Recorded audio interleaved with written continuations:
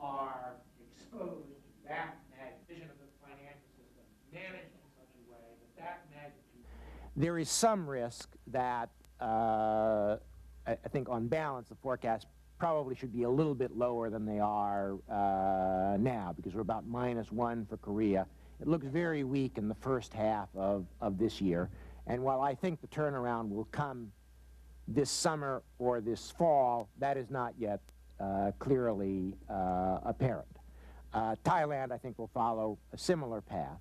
In the case of Indonesia, there remains very great uncertainty at this time, and it's simply too early to perceive when the turnaround for the real economy might come.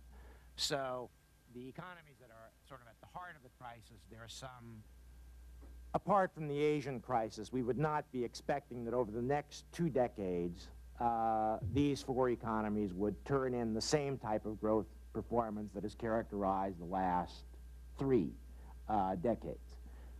5% growth as a reasonable expectation rather than 8 or 9 or 10% growth.